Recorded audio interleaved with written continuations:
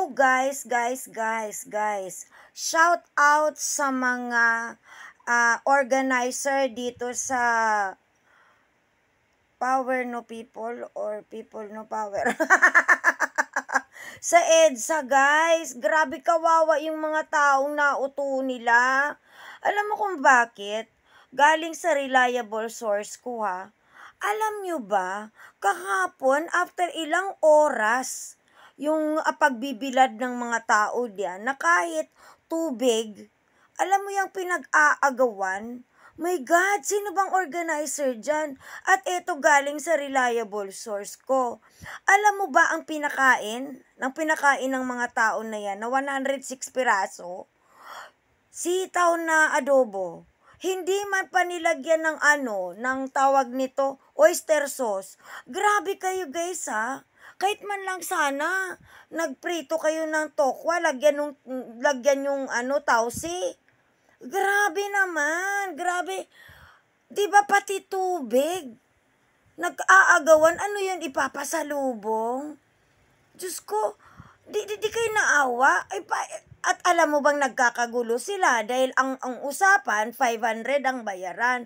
Nangyari nung kinagabihan na, nung kagabi, hindi ngayon na, alam mo bang tagwa 150 lang binigay at meron pa, okay, may 500, sinong may 50 dyan, bigyan mo ko. Tapos, o kayong tatlo dyan, maghati-hati kayong tatlo, at tagwa 150 nga. Oo, Diyos ko, 106 na tao. Pakainin nyo ng sitaw na adobo. Wala pang oysters, wala pang kasahog-sahog. My God, 650 billion ang nakulimbat ni Sara Duterte. Ang ipapakain nyo dyan sa mga nauto nyo. Sitaw na adobo. At eto pa guys ito galing to sa reliable source Kung mapapansin mo, may pumapasok dyan ng naka-drone shot kasi yung reliable source ko.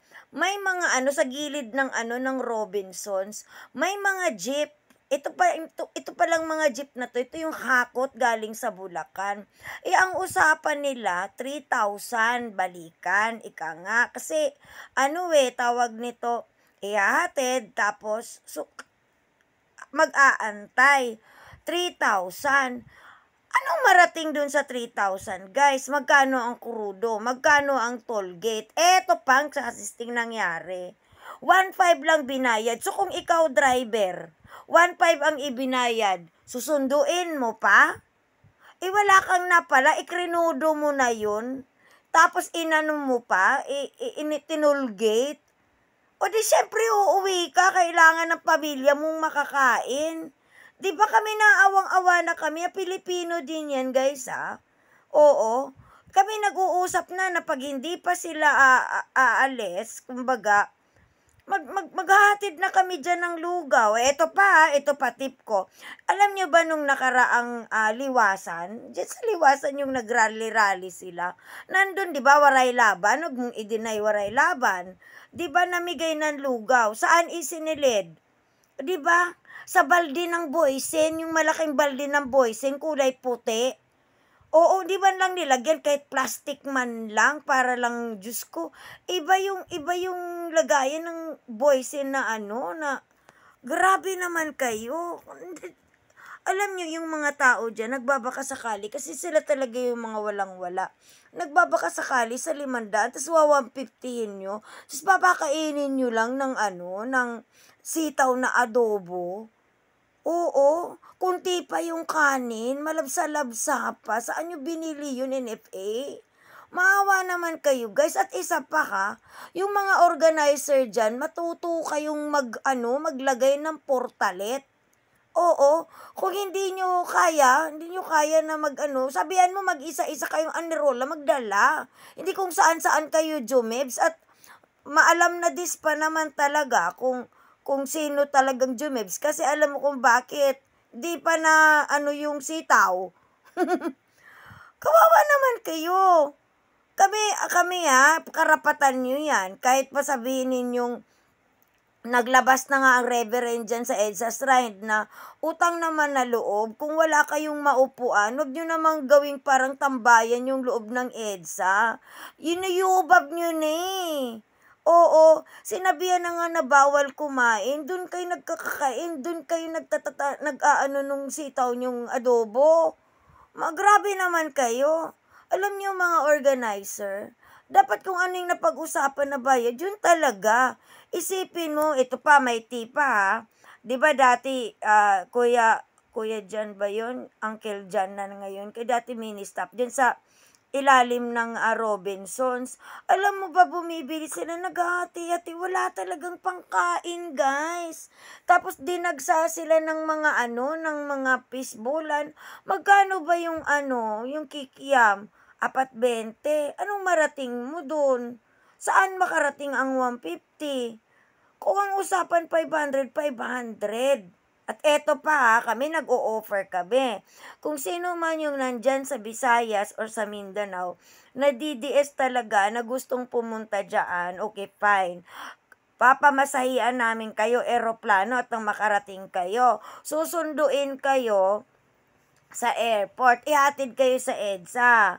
Kayo na bahala pag huwag kayong umuwi hanggat hindi bababa si BBM. At nang maayos ba, kami isusupport naman kaming ganyan eh. Siyempre, pagka nyo yan eh. Nakakaya nga lang sa EDSA eh. Yinuyobab nyo eh. Oo, pag naman kayo, huwag naman magdumi. Ang dami ng kalat, Diyos ko. Bakit hindi ba kayo marunong mamulot? Kung saan-saan nyo nilalagay yung mga plastik-plastikan nyo. Diyos ko, organizer shout out Kayo naman dyan, kaya naman kayo nagpapapaniwala. Lahat naman talaga ng mga ganawang mga people no power, power no people. O, di ba? Kailan ba nagkakatotoo yung bayaran? Di ba, unsiyan? Tapos yung mga organizer nyo nasaan? Nandun sa malamig na lugar. Nandun nagsuzoom, naka-aircon. Kayo dyan inuuto. Di ba? Diyos ko, kahit man lang magprito kayo ng tokwa, lagyan ng tausi. Oo. Wag naman tao yung binibigyan nyo. Pilipino din yan. Nasasaktan kami Nasasaktan kami in fairness. O kita mo niyan. Kadami-daming sinasabi nyo. Kadami-dami. 106 nga lang. Ginoo ko. May nanawagan pang AFP help us. Help. Di ba? Nakain nyo. Nagmaliwanag na nga sinasabi nila na sila ay nag-a-adhere sa chain of command. Nagigets yun? Umaya kayo sa EDSA Shrine. Ang EDSA Shrine na buo yan dahil sa mga tao na na yung hindi magdestabilisa. Kayo, nandiyan kayo para magdestabilisa ng gobyerno. Diba nabuo yan? Demokrasya ang natamasa. Kayo Uy again shout out sa mga organizer dyan sa people no power, power no people. Wag naman adobong sitaw. Baka naman malaman-laman namin, nilagang nilagang okra. Maigi pa magbigay na lang kayo ng nilagang saba, lagyan nyo itlog. Oo. At saka tubig, huwag niyong ipagdamot. Tubig na nga lang yan. Pagdadamot mo, ang laki-laki ng kinulimbat ng Sara Duterte nyo. 125 million in 11 days. 35 million na supplies. Ano ba yung supplies na magkano ba stapler? Magkano ba bond paper doon? 11 days talaga ginastos. Ano sinuplayan? Diyos ko. Tapos pagdating dyan na kinakampihan kay Sara, pakakainin mo ng sitaw na adobo. Diyos ko, mag-isip nga kayo. O kailangan nyo na ba tulong naming mga camping?